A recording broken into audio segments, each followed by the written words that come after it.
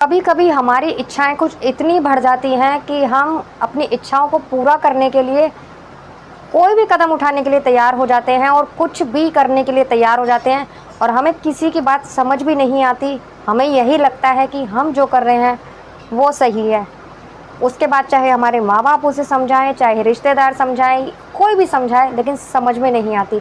बस यही लगता है कि जो हम कर रहे हैं वही सही है। ऐसे ही इस कहानी में है एक लड़की अनीता, जो कि सिर्फ अपनी ही मनमर्जी करती थी, कॉलेज जाती थी और सिर्फ नाम तो पढ़ाई का था, लेकिन वो सारे काम ऐसे करती थी जो कि एक बच्चा बिगड़ जाता है। वो सारे ऐसे काम करती थी जो कि उसके माँ बाप मना किया करते थे। अब जब वो ऐसे काम करती थी, उसको सुधारने के लिए उसके माँ बाप उसके लिए लड़का देख लेते हैं और कम उम्र में उसकी शादी करवाने की सोचते हैं। शादी उसकी करवा देते हैं, लेकिन शादी के बाद जो वो करती है, कैसे वो अपने पति की भी ज़िंदगी बर्बाद करती है, वो बहुत ही खतरनाक है। एक अच्छे खासे परिवार को उजाड़ देती है। तो दोस्तों, वीडियो में आगे बढ़ने से पहले अगर आपको वीडियो अच्छी लगे तो प्लीज़ वीडियो को लाइक कर दीजिएगा और अगर आप चैनल पर नए हैं तो चैनल को भी सब्सक्राइब कर दीजिएगा। मैं गीता गुप्ता, स्वागत है आप लोगों का मेरी आज की एक नई कहानी में। जय माता दी।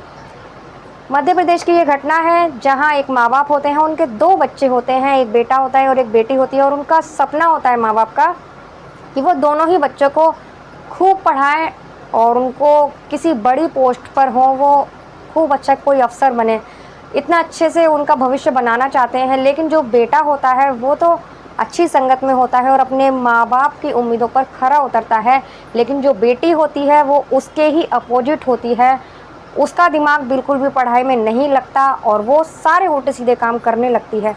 कॉलेज जाती है, दोस्तों के संग मिलना, मूवी देखना, इधर उधर घूमना, यहाँ तक कि वो नशा तक करने लगती है। उसके माँ बाप जो होते हैं उसके अपने बेटे से बोलते हैं कि बेटा अपनी बहन पर नज़र रखो, वो जो भी गलती करती है तो उसे टोको इस बात के लिए और उसे कुछ भी गलत मत करने देना हो, क्योंकि बच्चे अक्सर बहक जाया करते हैं। इसीलिए इस बात का तुम्हें ध्यान रखना है क्योंकि तुम उसके भाई हो। अब वो जो भी गलती करती है तो उसका भाई उसे डांट दिया करता था, उसे रोक टोक करता है। ये उसको बिल्कुल भी अच्छा नहीं लगता। तो एक दिन वो अपने भाई से लड़ाई कर लेती है और लड़ाई ऐसी करती है कि दोनों का बात करना भी बंद हो जाता है। साथ ही वो अपने भाई को बोलती है कि तुम्हें मेरी ज़िंदगी में इंटरफेयर करने की कोई ज़रूरत नहीं है, तुम जो भी करो मैं कुछ नहीं बोलूँगी और मैं जो भी करूँगी तुम्हें उसमें बोलने की ज़रूरत नहीं है। और कह देती है कि आज के बाद मेरी कोई भी बात माँ बाप को बताने की कोई ज़रूरत नहीं है, नहीं तो तुम्हारे लिए अच्छा नहीं होगा। यहाँ तक कि अपने भाई को भी वो धमकी देती है और अब तो उसका भाई भी उसे टोकना बंद कर देता है। तो वो अब अपनी मनमर्जी करती है, जो उसके मन में करता है वो करती है। घूमना फिरना, अपने घर से भी गायब रहती है। अब उसके माँ बाप उससे बहुत परेशान हो जाते हैं। कॉलेज में होती है तो उसके पिता अपनी पत्नी से बोलते हैं कि इसको सुधारने का बस एक ही जरिया है कि इसकी कॉलेज छुड़वाकर इसकी शादी कर दी जाए। अब वो लड़का देखना शुरू कर देते हैं उसके लिए और बहुत ही जल्द पास के गांव में उसके लिए एक लड़का मिल जाता है। उनकी जो वो छानबीन थी वो ख़त्म हो जाती है और लड़का एक डॉक्टर होता है पेशे से। लड़की का नाम अनीता होता है और जो उसके लिए लड़का मिलता है उसका नाम अंकित होता है। अब वो धीरे धीरे शादी की तैयारियां करने लगते हैं। हालांकि वो बहुत मना करती है अपने माँ बाप को कि अभी मुझे शादी नहीं करनी, पढ़ाई करनी है। लेकिन उसके माँ बाप बोलते हैं कि अगर तुझे पढ़ाई ही करनी होती तो आज हमें तेरी शादी नहीं करनी पड़ती। पढ़ाई के बहाने तू क्या क्या करती है, हमारी इतनी बदनामी करवा रखी है, आए दिन तेरी कंप्लेंट आती है घर पर, हमें तूने शर्मिंदा कर रहा है और यही वजह है कि हम तेरी अभी शादी कर रहे हैं। उसके माँ बाप की उसके आगे उसकी नहीं चलती अपने माँ बाप के आगे और उसकी शादी कर देते हैं। अब शादी का दिन भी आ जाता है, शादी हो जाती है उसकी। शादी होके वो अंकित के घर आ जाती है। वहाँ आने के बाद में कुछ दिन अंकित अपनी माँ के साथ रहता है गांव में। कुछ दिन रहने के बाद फिर वो सोचता है, भोपाल में वो नौकरी किया करता था, वो एक डॉक्टर की पढ़ाई भी कर रहा था जिसका एग्ज़ाम भी था, जो कि भोपाल में वो प्रैक्टिस किया करता था। कि अक्सर वो शहर में ही रहा करता था, कुछ दिन अपनी माँ के पास रहा करता था और फिर भोपाल चला जाया करता था। अब वो सोचता है कि मैं अपनी पत्नी को ले जाकर भोपाल में ही रखूँ। एमएस के उसके एग्ज़ाम भी आने वाले थे। वो सोचता है कि मैं डॉक्टर बन जाऊंगा, फिर सब कुछ ठीक हो जाएगा। अब वो उसे लेकर वहाँ रहने लगता है, शहर में ले जाता है। वहाँ ले जाने के बाद में अपनी पढ़ाई पर भी फोकस करता है, पढ़ाई जारी रखता है और साथ ही काम भी करता है। अब उसके ऊपर उसकी माँ की ज़िम्मेदारी भी थी, उसकी पत्नी की ज़िम्मेदारी थी, उसकी पढ़ाई की ज़िम्मेदारी, सब कुछ उसके ऊपर था और वो बखूबी अपनी ज़िम्मेदारियों को निभा रहा था। उसके बाद जो अनीता होती है उसकी पत्नी, उसे भी वो समझाता है कि तुम पढ़ी लिखी हो, तुम्हारी पढ़ाई छूट गई थी, अगर तुम चाहो तो तुम पढ़ सकती हो आगे, ऐसा नहीं है मैं तुम्हारा हस्बैंड हूँ, मुझसे शादी हुई है और मैं तुम्हें पढ़ने लिखने के लिए मना करूँगा। तुम चाहो तो अपनी पढ़ाई लिखाई जारी कर सकती हो, हम दोनों ही एक अच्छी पोस्ट पर होंगे, दोनों की लाइफ सेट हो जाएगी और ये सब घूमने फिरना, प्यार करना, ये करना, ये तो पूरी ज़िंदगी रखा है, पहले हम कुछ बन जाते हैं उसके बाद पूरी ज़िंदगी एंजॉय करेंगे। लेकिन अनीता की समझ में उसकी एक नहीं आती, वो अपनी मनमर्जी ही करती है। बहुत समझाता है उसे लेकिन उसकी समझ में नहीं आती। लेकिन जो अंकित की सोच थी वो ऐसी थी कि आज 2 साल मैं जितनी भी मेहनत कर लूँ लेकिन कुछ बन जाऊँगा तो दुनिया मेरे कदमों में होगी और जो मैं चाहता हूँ वो मेरे पास होगा। लेकिन अगर अभी मैं इन सब चीज़ों में लगा रहूँगा तो मेरे हाथ कुछ नहीं रहेगा और आगे जब कामयाब हो जाऊँगा तो दुनिया मेरे से बात करेगी और सब कुछ ठीक हो जाएगा। यही वो अपनी पत्नी को समझाता है लेकिन उसकी पत्नी बिल्कुल नहीं समझती उसे। उसे तो सिर्फ यही लगता है कि मैं घूमूं फिरूं और यही सब करूं। अब जब भी रात के टाइम वो चुपचाप अपनी पढ़ाई करके सो जाया करता था तो उसे उल्टी सीधी बातें बोला करती थी, हमेशा उससे लड़ाई झगड़ा किया करती थी, लेकिन अंकित उसको कभी भी कुछ नहीं कहता था। ऐसा नहीं कि वो उसे बुरा लगता था, लेकिन वो यही सोचता था कि मेरे एमएस के एग्ज़ाम हो जाएं, बस उसके बाद मैं इसकी सारी शिकायतें दूर कर दूंगा।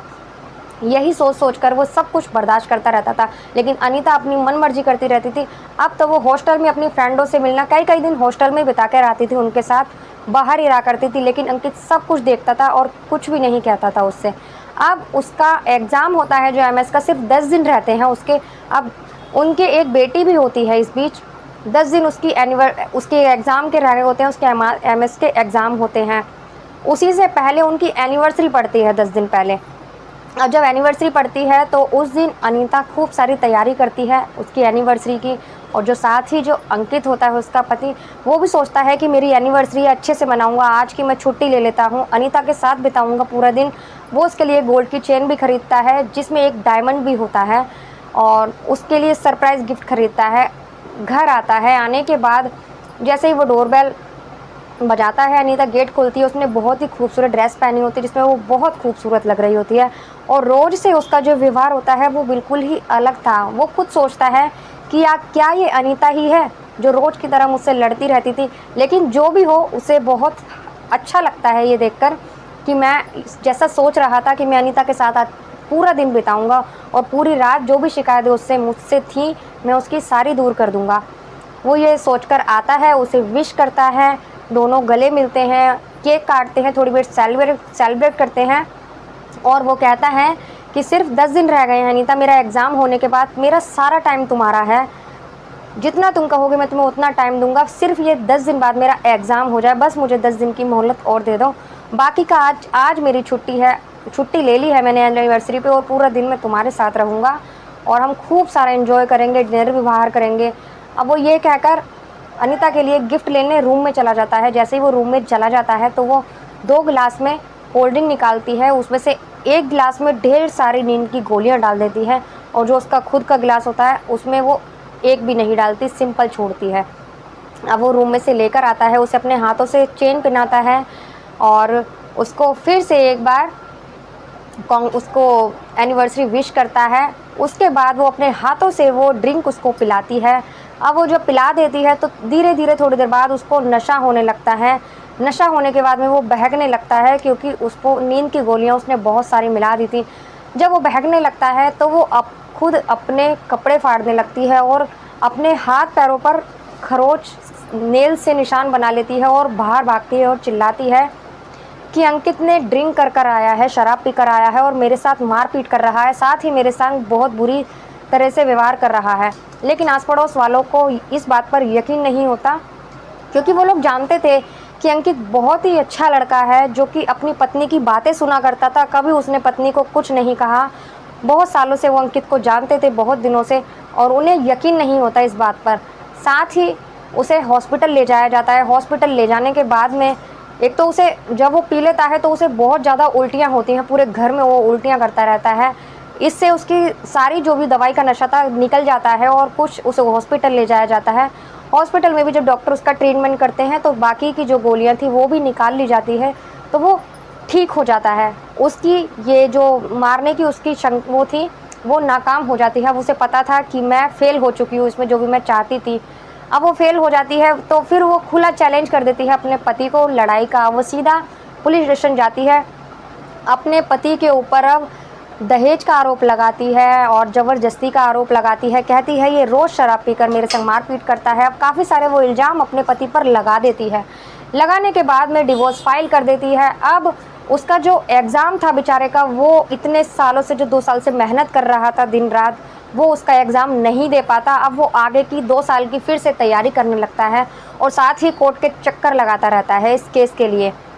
अब वो सोचता है, साथ ही वो 15 लाख की डिमांड करती है उससे कि मुझे 15 लाख दे दो और मुझे ये केस फाइनल हो जाएगा, मुझे डिवोर्स दे दो। अब वो उससे पीछा छुड़ाने के लिए, क्योंकि उसे माँ की भी कहीं ना कहीं चिंता थी, गांव में उसकी माँ थी, तो वो कैश उसके हाथ में 15 लाख रुपए देकर उससे पीछा छुड़ाता है और फिर से अपनी पढ़ाई लिखाई अपनी माँ के पास आता है। उसकी माँ जब ये सब देखती है, अपने बेटे को देखती है, तो वो बहुत दुखी होती है, रोती भी है, कहती है कि बेटा तूने सबका अच्छा किया था और तेरे साथ ये क्या हो गया। लेकिन वो कहती है कि कोई बात नहीं बेटा, पैसे देने थे, पैसों पे ही गई, कोई बात नहीं, तू आगे अपने एग्ज़ाम दे, एक दिन तू जो भी तू चाहता है वो तेरे साथ ज़रूर होगा, एक बड़ा डॉक्टर बनेगा तू। और ऐसा ही होता है। 2 साल बाद वो अपना एग्ज़ाम देता है, उसमें पास भी हो जाता है और एक बड़ा डॉक्टर बन जाता है। जो अंकित होता है वो सब कुछ पा लेगा डॉक्टर बनकर। अपनी नौकरी उसे मिल चुकी थी, जो भी उसने चाहा था उसके मन मुताबिक उसे नौकरी मिली थी। लेकिन अनीता, जिसने ना अपने माँ बाप की सुनी थी, अब उसके माँ बाप उसे बहुत समझाते थे कि अपने पति के साथ ऐसा मत कर, वो बहुत अच्छा है, लेकिन उसने अपने माँ बाप से कहा अगर आप लोगों को मुझसे रिश्ता रखना है तो रखो, नहीं रखना तो मत रखो, लेकिन मैं ऐसा ही करूँगी। पता नहीं किसके कहने में वो चल रही थी, लेकिन उसने अपनी ज़िंदगी अपने हाथों से ही बर्बाद कर ली। अपने पति को डिवोर्स दे दिया, ना ही घर वालों ने उसे अपनाया, अब ना वो पति की रही और ना ही अपने घर की रही।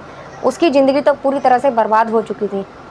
दोस्तों, कैसी लगी आपको ये कहानी? कभी कभी हम अपने ही हाथों से अपनी ज़िंदगी ख़राब कर लेते हैं। अगर वीडियो अच्छी लगी हो तो प्लीज़ वीडियो को लाइक कर दीजिएगा, चैनल को सब्सक्राइब कर दीजिएगा और कमेंट कर बताइएगा कैसी लगी वीडियो। मिलते हैं अगली किसी वीडियो में एक नई कहानी के साथ। तब तक के लिए नमस्कार।